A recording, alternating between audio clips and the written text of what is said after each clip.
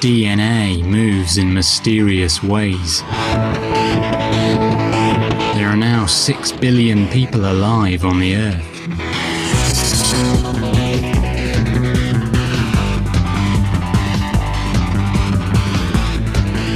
Our numbers are everywhere, carving and shaping the entire world. Most of us live in cities, which sprawl across the surface of the globe like vast circuit boards. The impact of our civilization is phenomenal. We have stamped our presence in steel, concrete, affluence and effluence.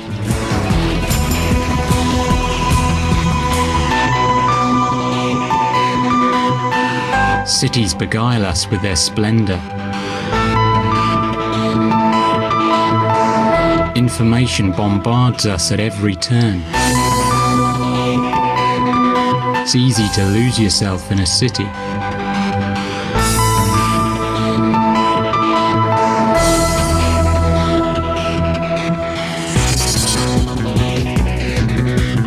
Buildings soar to the sky and amaze us with their architectural finesse.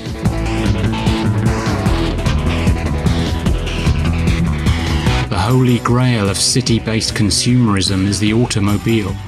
Worldwide, we drive 600 million of them, often in a congested frenzy. That many cars have 3 seats empty is beside the point. Consumer freedom is the name of the game here.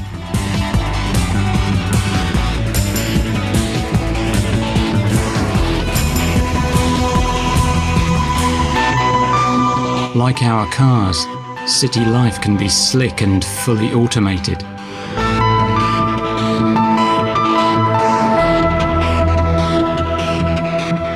We have no time to hang around. We have places to go and people to see.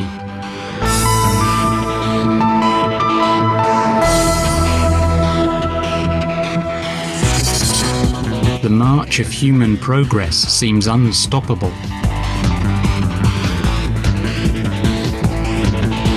Cities continually expand as more and more of the natural environment is converted into civilization. We are committed to continuous growth and expansion. Meanwhile, the rest of organic life strives to survive as best it can. We may be oblivious to other organisms such as plants, finding man-made structures far more intriguing. And yet if this urban tree had been crafted by human hand, it would doubtless be lauded as a fine work of art. But since it is but a tree crafted by nature, we simply walk on by. Perhaps we forget that trees and plants make the very air that we breathe. Perhaps we forget that our lives depend upon the biological intelligence, like photosynthesis, evinced by other organisms. Perhaps then, it's time we city dwellers began to reacquaint ourselves with nature. It's probably fair to say that a growing number of people feel disaffected with modern life. It's a bit like that movie, The Matrix. There's a kind of nagging suspicion that there's something fundamentally wrong with human culture, that we've missed something, that modern values don't really lead anywhere. Maybe we've been holed up in cities for too long and this is the cause of our unease. Or maybe the cult of consumerism has had its day and we're looking for a new set of values and aspirations. Or maybe it's simply that modern science and religion have failed to imbue our lives with real meaning. Maybe, though, the root cause of our ills lies in our relationship to nature. And by nature, I mean the biosphere in which we're embedded. Whereas our ancestors lived in close proximity to the earth, both physically and spiritually, modern life, city life, seals us away from the rest of the biosphere. We end up viewing the biosphere primarily as a set of resources to be exploited as much as we can and for as long as we can.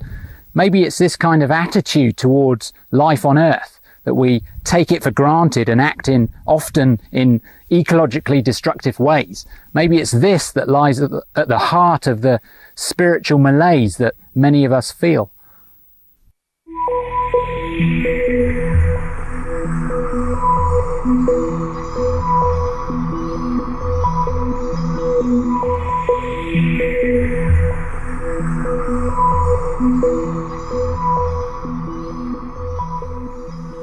It's possible, probable even, that science has come up with a misguided interpretation of nature, a misguided interpretation which fosters, or at least implicitly encourages, ecological insensitivity. After all, science teaches us that nature is essentially a meaningless accident. The ultimate explanation for the universe is that it sprang out of nothing and for no reason. Yeah, as Terence McKenna said, if you can believe that, you can believe anything. But it might be better to view nature as an intelligent system. This would mean that evolution could be viewed as the way that this intelligent system expresses its creative potential over time. After all, the most complex things in the known universe are organisms. Where did organisms come from? They evolved. Therefore, the notion that nature is an intelligent system is a sound idea. At the least, it's an idea worthy of debate. At the most, it may signal a healthy paradigm shift. In fact, if Mother Nature is indeed replete with wisdom and intelligence, then she ought to provide us with an antidote with which to combat our ecological destructiveness, a kind of strong medicine that can instill within us a profound ecological awareness. And Mother Nature does provide such an antidote. Appropriately enough, it grows in the ground.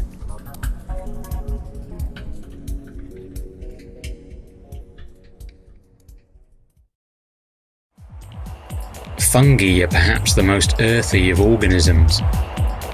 They can appear in many strange shapes and colours. The bulk of their body lies under the ground or inside dead wood and consists of a network of mycelial threads. What we commonly call mushrooms are the fruiting structures of fungi, which burst into the open air in order to distribute their spores.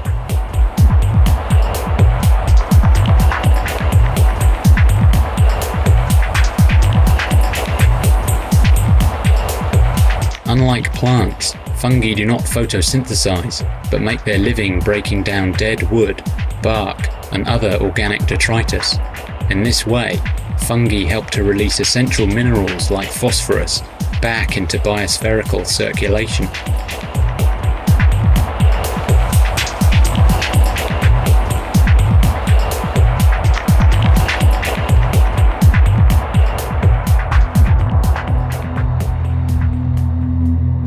Despite dwindling habitats, there is one kind of fungus which has managed to thrive by the wayside.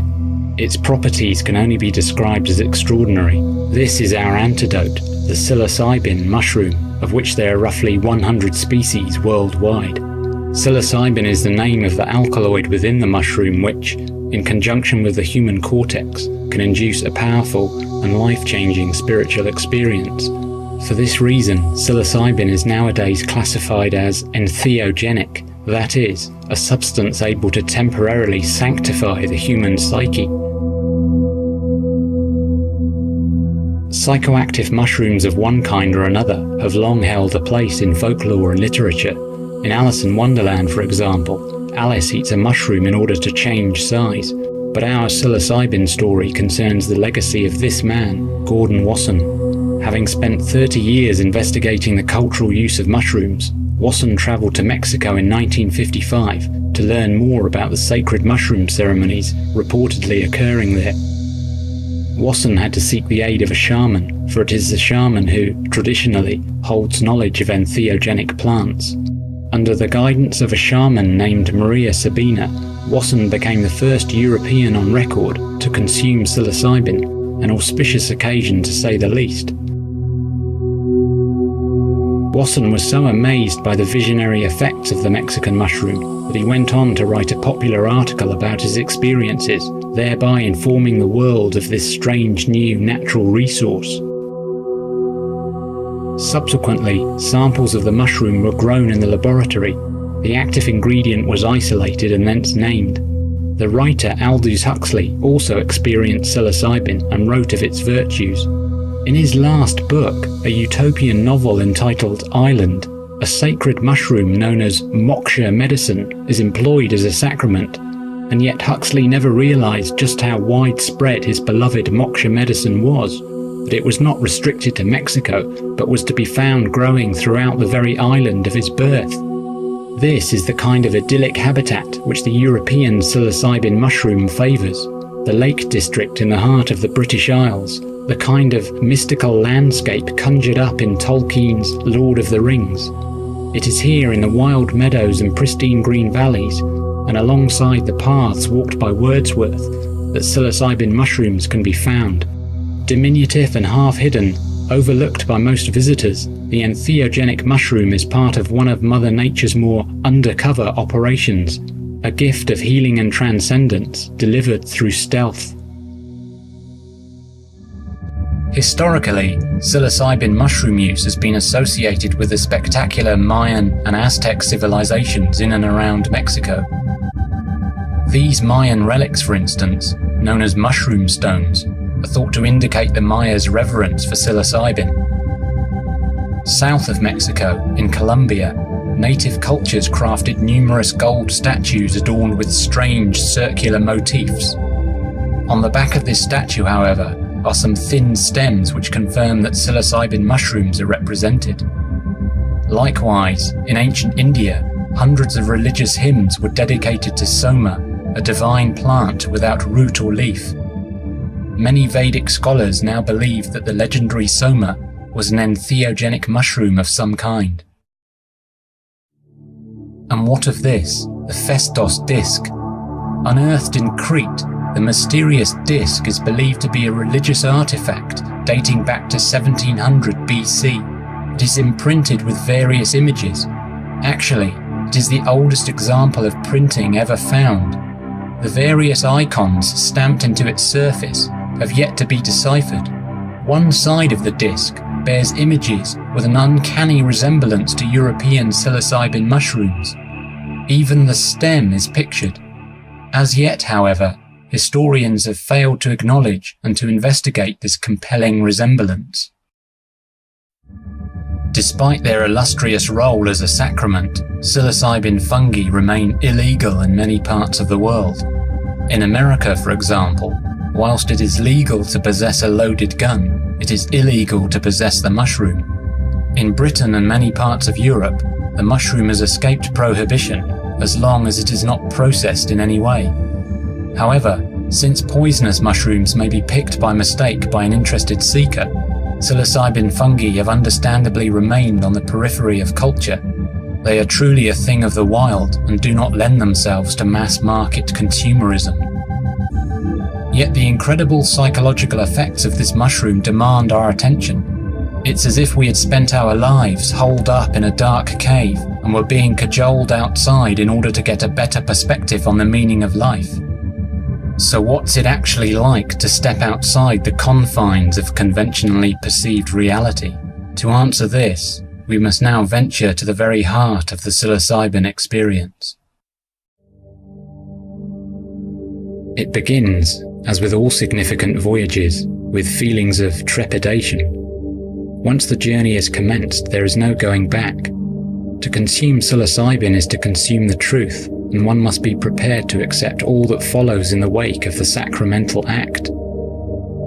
As the effects proceed, there may be a short period of mild disorientation. Body and soul are forcibly swept to a new dimension more real than ordinary reality. On the way, cultural conditioning is shed like old skin.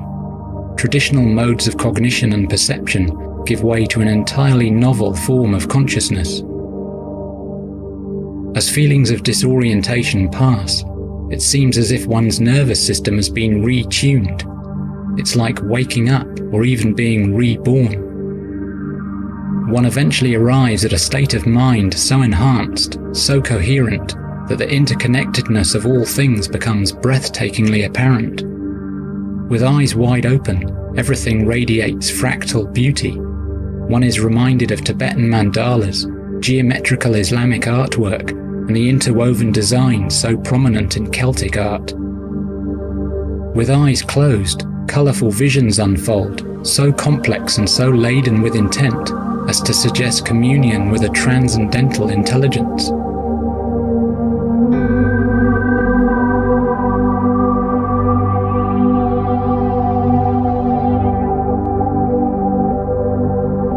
As the journey continues, there is a tremendous feeling of being empowered, of being privy to the miracle of the living moment. Profound insights flow through the opened mind. Conscious existence seems more like a precious gift than a side effect of brain activity, a gift granted by a deliberately and exquisitely configured universe.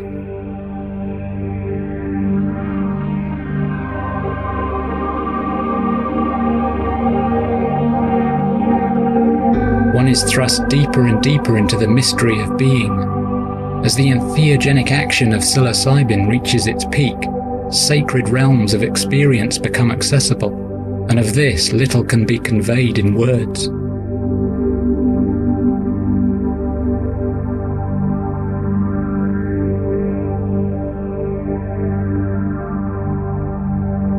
We are not alone and isolated. Nothing is isolated.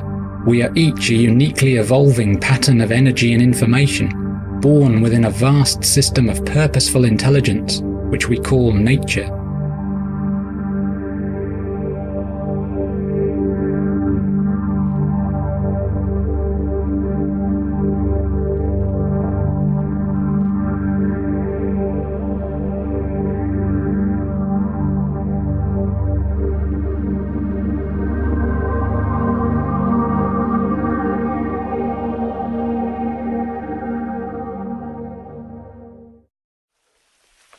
Psilocybin fungi are far too controversial and too wild to ever become a popular part of the human diet. Nonetheless, the ecological message conveyed by psilocybin is worthy of our attention regardless of how one personally judges such a substance. And the message is quite simply this: if the great swathe of humanity spread across this planet is to maintain health and prosperity, then we simply must regain a right relationship with nature. And to do this requires, at least in part, that we begin to acknowledge the intelligence within nature. Nature is not some dumb and mindless thing. It is rather a distributed form of self-organizing intelligence. Human intelligence, on the other hand, might be impressive, but it's not in the same league as the intelligence of nature.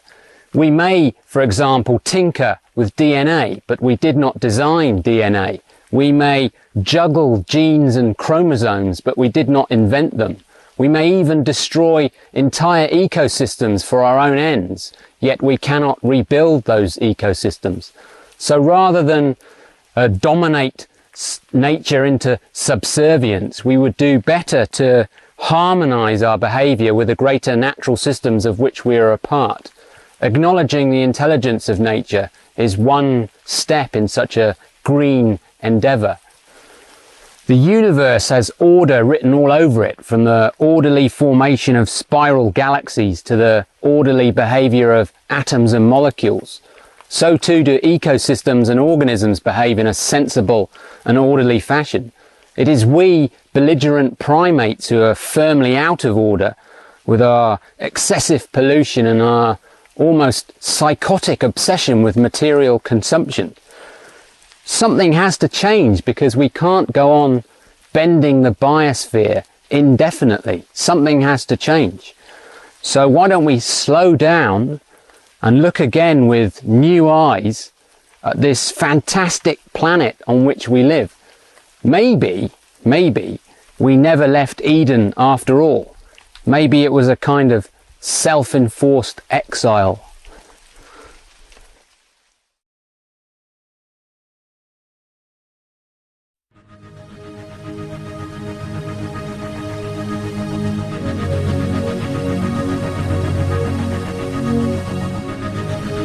It is indeed a fantastic planet.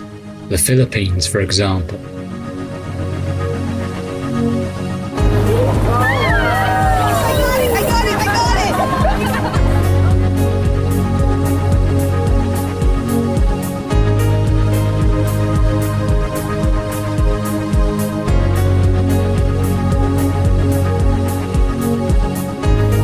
A vision of paradise, a perfect day, infinite blue sky, crystal clear water.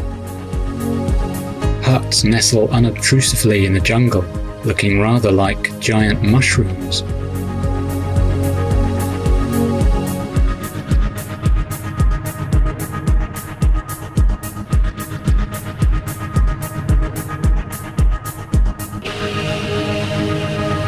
The oceans here are teeming with life, in all shapes and sizes. I named this strange fellow the toadfish. Its Latin name probably has less of a ring to it. An inventive crustacean, faithfully obeying the instructions on the container, for external use only. And the real star of the show, our brilliant sun, powering the biosphere from a distance of 90 million miles.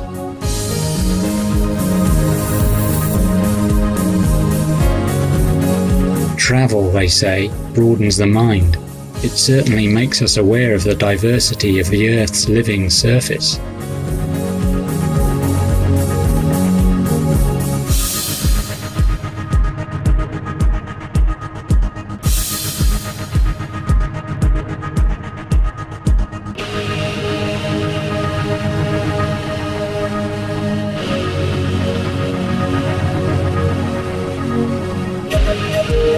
Filipino people might lack mobile phones and other forms of material wealth, yet they seem more relaxed, more free of stress, and more friendly than city people in the West.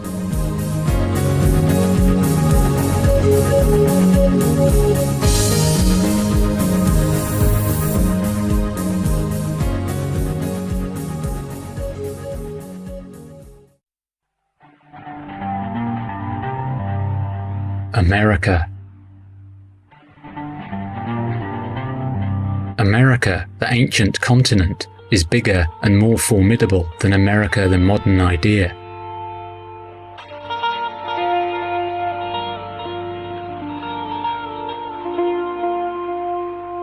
It is a vast and spectacular landscape. The concept of deep time comes to mind, the realization that the Earth's surface has been subject to constant change for some 4.5 billion years.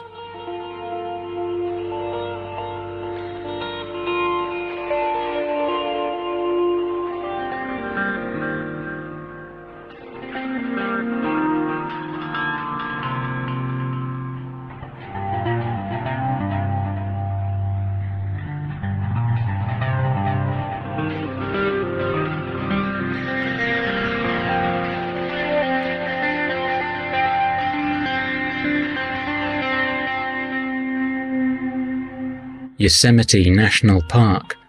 There are no shopping centres here, no banks, no skyscrapers, no billboards, just nature pure and simple.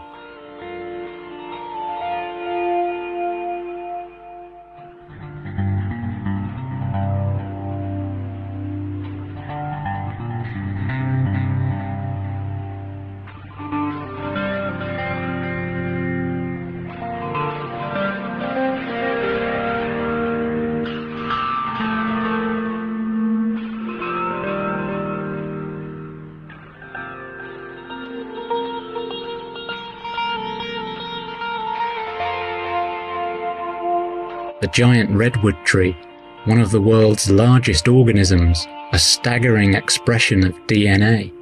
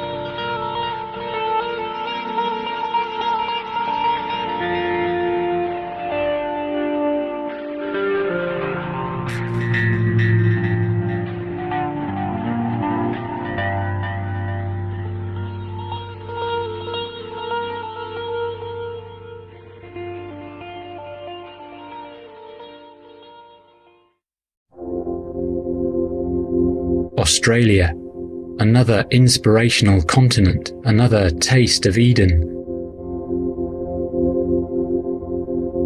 As an environment or land, Australia has a long history of being revered.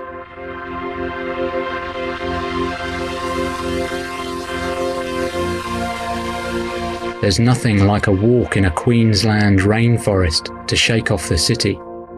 You are surrounded by a compact web of organisms, all feeding back upon one another in sensible ways. The result is a healthy and self-balancing ecosystem, the very essence of what the biosphere is all about.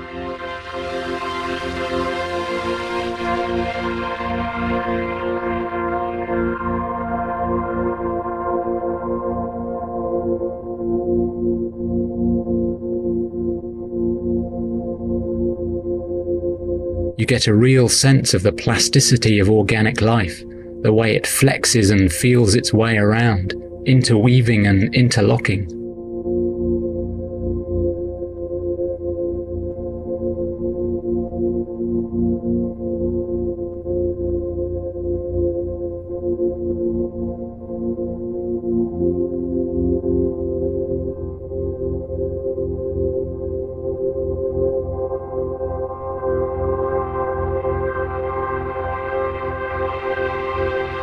More exquisite expressions of DNA, from the angelic and the sublime to the cuddly and sleepy.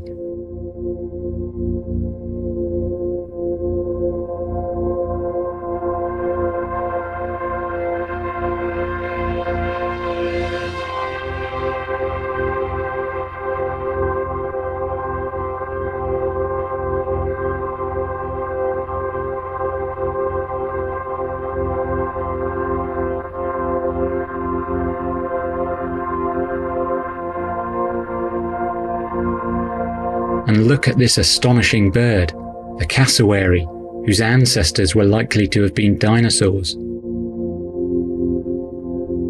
How does it manage to generate those iridescent colours on its neck? Somehow, its DNA has learnt to synthesize them from the fruit that it eats. Could we really imagine a clever chemist performing the same trick?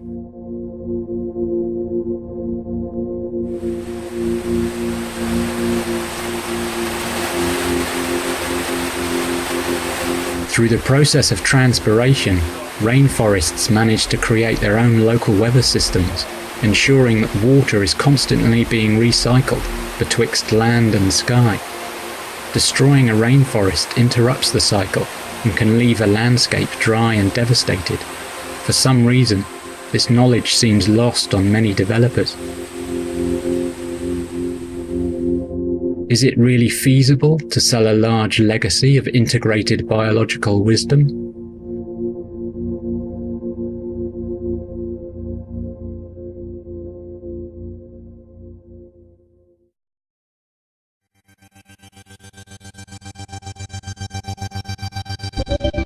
Fiji, in the South Pacific, gives us another glimpse of what the biosphere looks like when it has not been plundered and overridden by human civilization.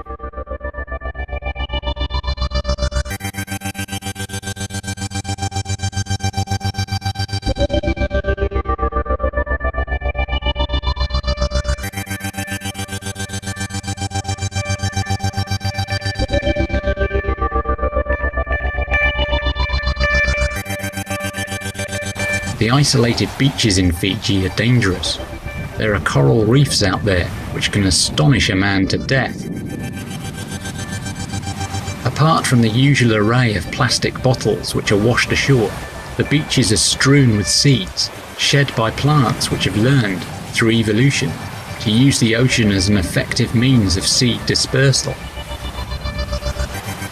Each seed is like a computer program, written in digital DNA, sealed in a buoyant and protective packet, and delivered far and wide. It's a fine example of natural intelligence at work.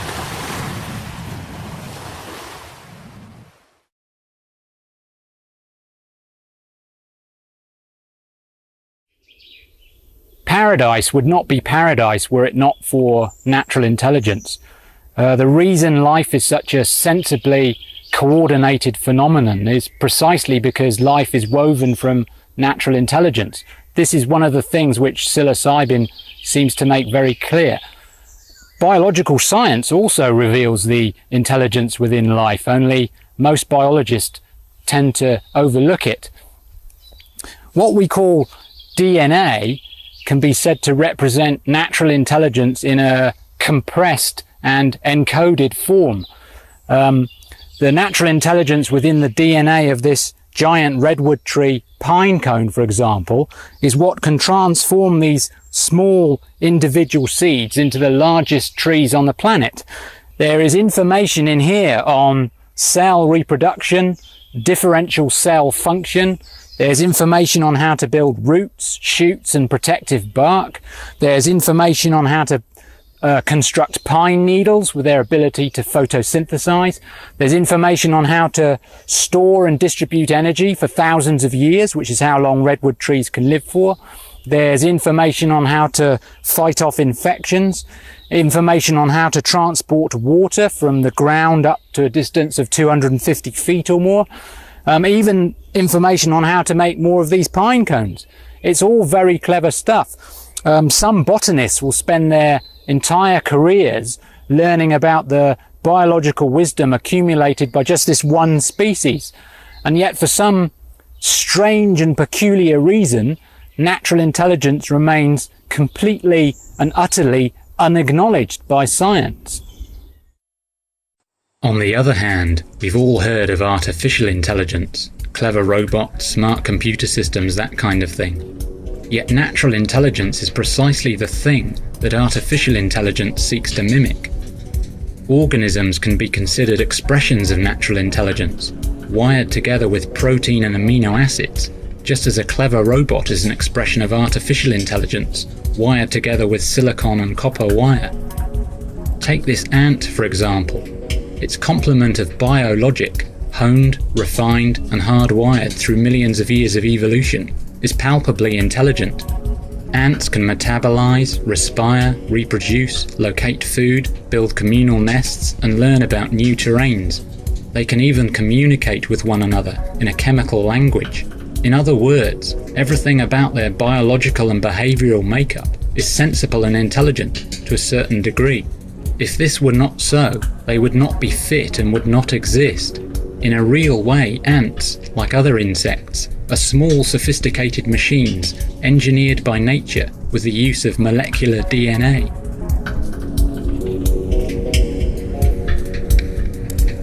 Beetles, a fine and rightly acclaimed group, but still overlooked by those who are not of an entomological persuasion.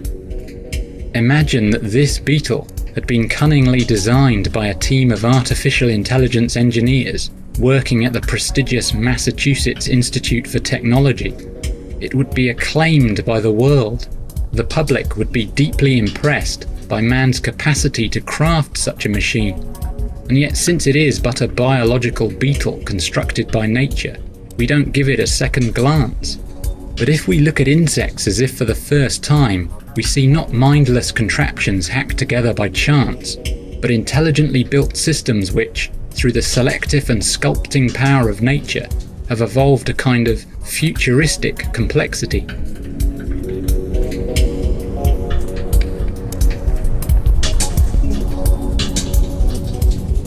Flying is not to be sniffed at either. After all, it took our species more than 100,000 years to work out the aerodynamic equations necessary for heavier-than-air flight. Insects take to the air with ease. Bees are such consummate flyers that some species can attain speeds of 45 miles per hour.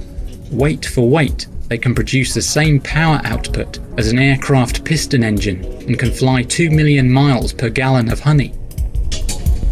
Some insects can even walk on water. That is no small miracle by anyone's standards. It will be a long time before the artificial intelligence community can match this kind of engineering finesse. And as for dragonflies, well, their visual systems are so perfected that they can see through 360 degrees and somehow process all the information at once. It's another example of the natural intelligence encoded within the dragonfly genome.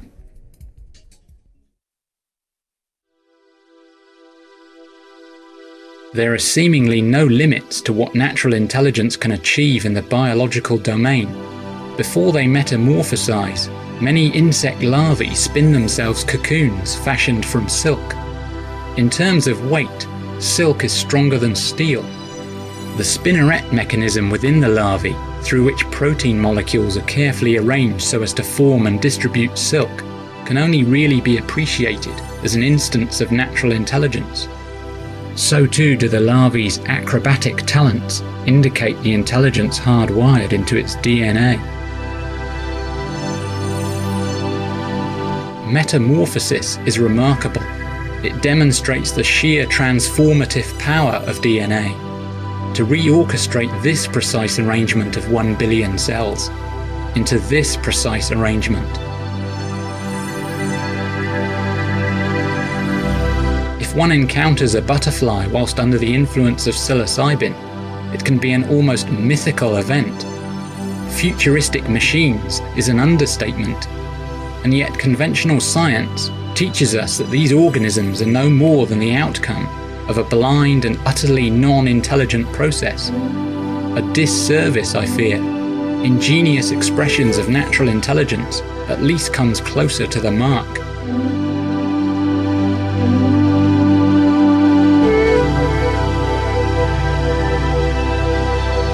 Unfortunately, global warming is endangering these delicate miracles. 1/4 of Britain's native butterfly species, for instance, face extinction in the next 100 years due to warmer temperatures. Those species who inhabit mountainous regions are steadily moving higher to avoid increasing temperatures. Worldwide, the natural environment which supports such life is being steadily eroded. It's a shame that we do not perceive the real nature of the life forms which we inadvertently destroy.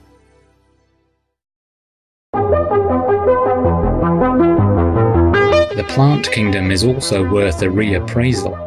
The entire web of life, ourselves included, depends upon a fundamental example of natural intelligence embodied by our botanical friends here, namely photosynthesis, the process through which sunlight is converted into metabolic energy.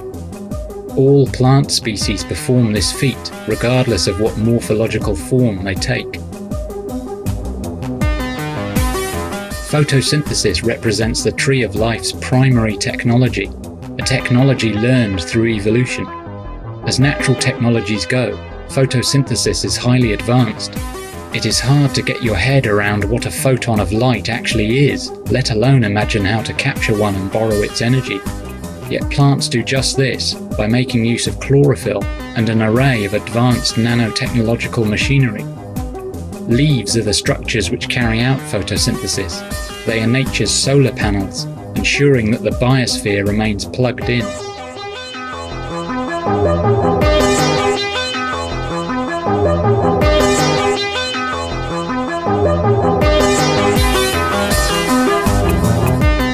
Apart from performing photosynthesis, leaves can also serve as protection. The Venus flytrap has gone further and has evolved leaves which can capture and eat insects, a notion that was originally rejected by 19th century botanists as being far too outrageous to be true. Other plants, like the pitcher plant, have evolved jug-shaped leaves which fill with water and which can drown any insects gullible enough to venture inside. Like the Venus flytrap, the plant eventually consumes its insectile prey. It is somewhat odd, then, that we will not generally perceive a leaf as embodying intelligent design, whereas we clearly perceive intelligent design in a piece of litter.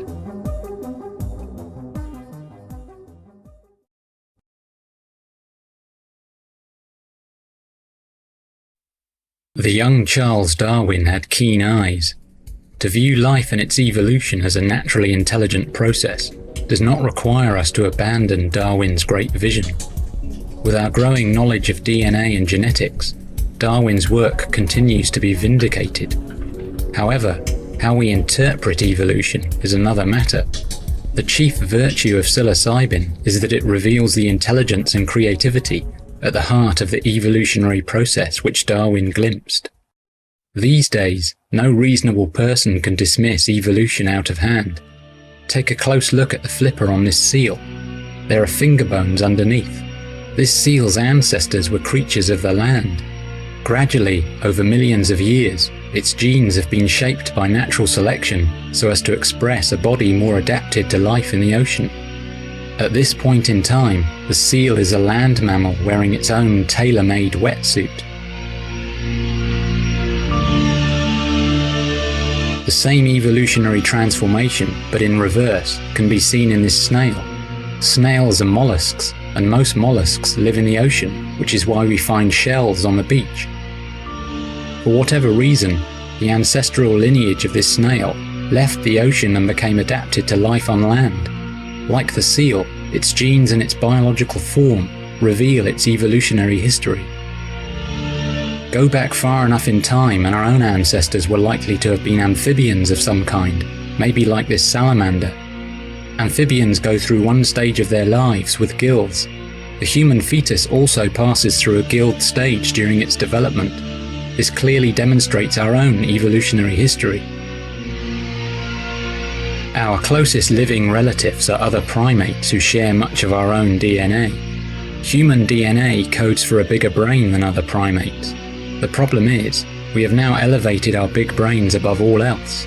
We think we are smarter than nature. Design, purpose and creativity are capabilities ascribed only to ourselves. And yet seals, snails, salamanders, monkeys and any other creature you care to mention are, biologically speaking, impressively designed. Thus, we must admit that design, purpose and creative engineering are all properties of evolution, a process which preceded our own ability to design and to create. Given that evolution builds up complex and eminently sensible biological structures, demonstrates that evolution is essentially a learning process and not dumb and mindless as science teaches us. Through evolution, nature authors intelligent solutions to the problems of living. Instead of books, the intelligent solutions are transcribed in DNA, and since DNA is mutable, improvements and re-editing can always be achieved. DNA that is senseless is terminated, whereas DNA which makes more sense is favoured or selected. If organisms and their environment are considered as a totality or continuum, then nature is clearly a wonderful system of self-organising intelligence. It's also worth bearing in mind, of course, that the original formation of DNA and its progressive evolution are written into the very laws of nature. The universe is quite literally a life support system, even a consciousness supporting system. These are facts with many profound implications. We are so in love with our own intelligence that we confer prestigious awards upon those who discover the intelligence within nature. James Watson and Francis Crick, for example, are revered to this day for their discovery of the exquisite double helix structure of DNA. Nature, on the other hand, received no accolade whatsoever, despite teaching Watson and Crick all that they knew. In a similar way, we are more likely to be impressed by shiny biotechnological machines that can chop and change DNA than we are with the biotechnological properties of DNA itself. And so, as ever, natural intelligence remains unsung. Most of my psilocybin journeys have been out in the wilds of the Lake District and Snowdonia, where the mushroom tends to grow during the autumn.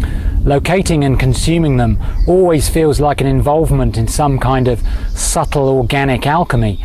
Psilocybin is recognized by the human cortex and integrated into its neuronal architecture.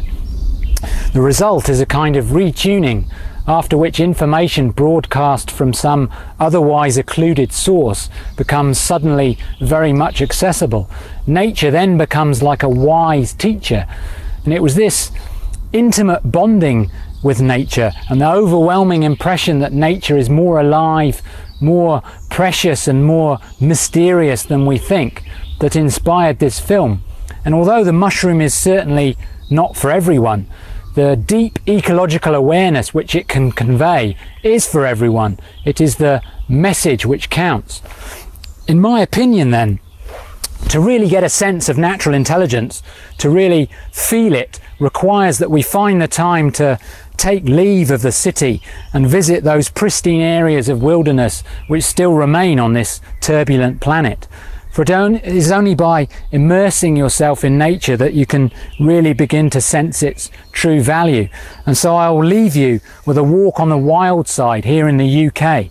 It's time we all rediscovered our roots.